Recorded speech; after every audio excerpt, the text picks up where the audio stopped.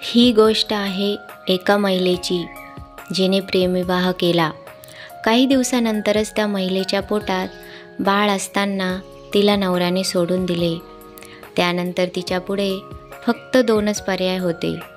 एक तर स्वतः आत्महत्या करायला पाहिजे, दुसरा म्हणजे पोटात वाढणाऱ्या बाळाला संपवले पाहिजे.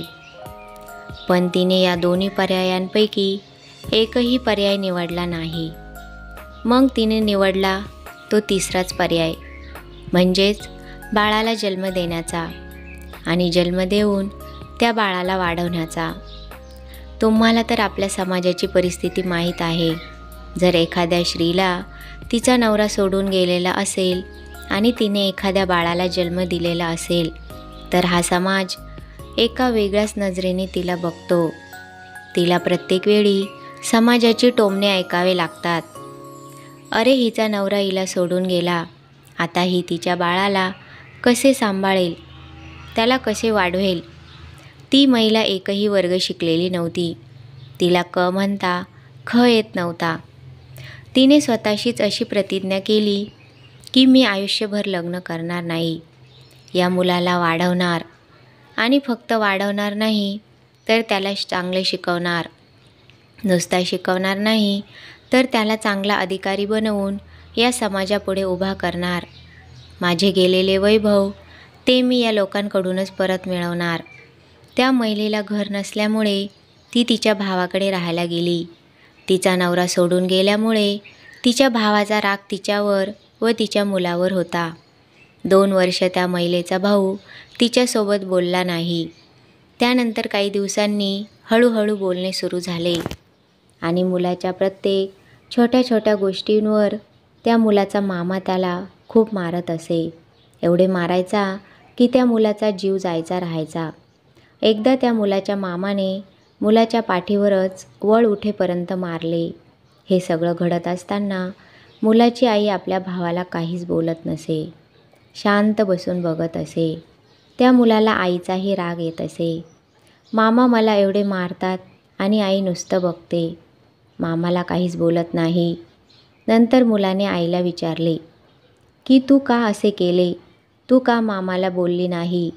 तर ती महिला म्हटली की आपण त्यांच्या आधारे राहत आहोत. जर मी त्यांना ओरडले असते तर त्यांनी आपल्याला घराबाहेर काढले असते. त्यावेळेस त्या महिलेची परिस्थिती वेगळी राहण्याची नव्हती. नंतर काही दिवसांनी मामाचे लग्न झाले. तर मामी आली. मग भांडण खूप व्हायला लागली. मग त्या महिलेने व तिच्या मुलाने वेगळे राहणं सुरुवात केली. ती महिला 20 रुपये रोजाने शेतमजुरी करायची. त्यात तिला 200 रुपये घर भाडे द्यावे लागत असे. राहिलेल्या 400 रुपयांमध्ये सर्व घर चालवावे लागत असे. त्यामध्ये मुलाचे शिक्षणाचा खर्च, जेवणाचा खर्च, औषधांचा खर्च तिला भागवावा लागत असे. अशा वेळेस तिला नाकी नऊ येत असे. ती कधी कधी रडत बसायची, आता माझे कसे होणार. पण तिचा मुलगा तिला धीर द्यायचा. आई, तू टेन्शन घेऊ नकोस. माझ्या वडिलांनी तुला सोडले तसे मी तुला सोडणार नाही. मग ती परत जोमाने कामाला सुरुवात करायची. तो मुलगा त्याच्या नावामागे कधीच वडिलांचे नाव लावत नसे. त्या मुलाला लहानपणी खूप मार भेटल्यामुळे त्याचा स्वभाव चिडखोर आणि क्रूर बनला होता. त्या मुलाला कुठल्याही गोष्टीची भीती वाटत नसे. तो जवळच एका शाळेत 10वीच्या वर्गात शिकत होता. तो तिथे खूप खोडसाळपणा करायचा. त्याच्या खोडसाळपणामुळे त्याला शाळेतून काढण्यात आले. त्यामुळे त्याला 10वीचे पेपर देता आले नाही. त्यामुळे तो नापास झाला. त्या मुलाच्या आयुष्यातील तो पहिला टर्निंग पॉईंट ठरला. त्यानंतर गावातले लोक त्याला चिडवायला लागले की याला शाळेतून हाकलले आहे, हा वाया गेलेला आहे. शाळेत मुलांसोबत त्याने मारामारी केली आहे. एक जण तर त्या मुलाला म्हणाला, तू मुंबईला जाऊन भाई होणार. त्यानंतर त्या मुलाने त्या शाळेतून 10वीच्या बाहेरून फॉर्म भरला व परीक्षा दिली. चांगल्या मार्क्सने पास झाला. शाळेत पहिला आला. त्यानंतर त्याने BScला ॲडमिशन घेतले व यश त्याला आले नाही. त्यानंतर BAला चांगला मार्क्स पास होऊन त्याच महाविद्यालयात पहिला आला. ग्रॅज्युएशन कंप्लीट झाल्यानंतर स्पर्धा परीक्षांची तयारी चालू केली. तिथेही त्याला पहिल्या वेळेस अपयशच आले. त्याला त्या टेन्शनमध्ये आईचे कष्ट आठवतात आणि त्या कष्टापुढे त्याचा संघर्ष शून्य होता. त्यांनी पूर्व परीक्षेची तयारी केली आणि त्यांनी ठरवले की मला यावर्षी PSI व्हायचे आहे. PSIचा निकाल आला. त्यानंतर फिजिकल टेस्ट होती.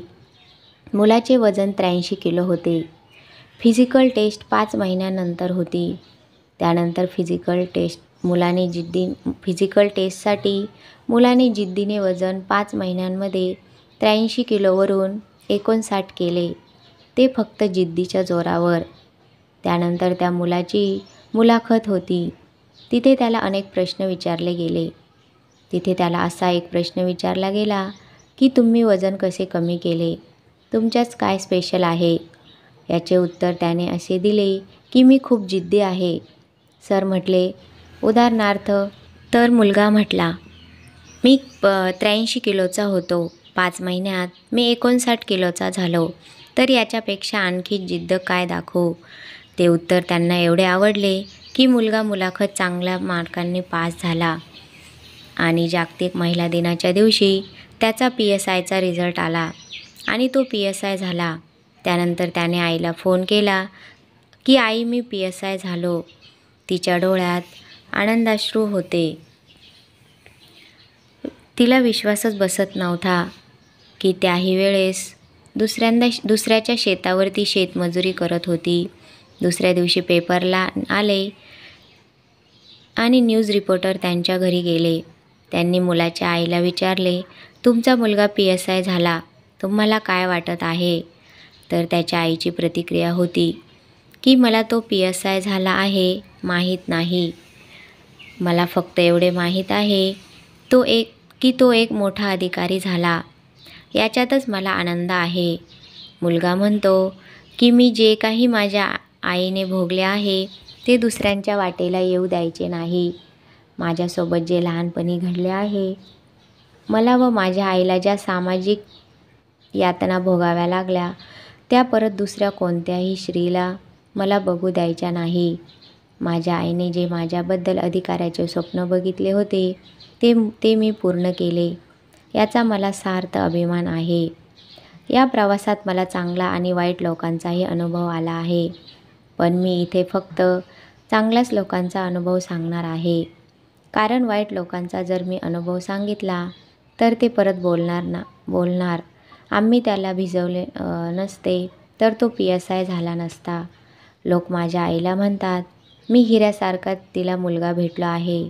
पण मी असे म्हणेल, हे माझे भाग्य आहे की मला तिच्यासारखी आई भेटली आहे. कथा आवडली असल्यास व्हिडिओला लाईक करा, शेअर करा आणि चॅनलला सबस्क्राईब करा. धन्यवाद.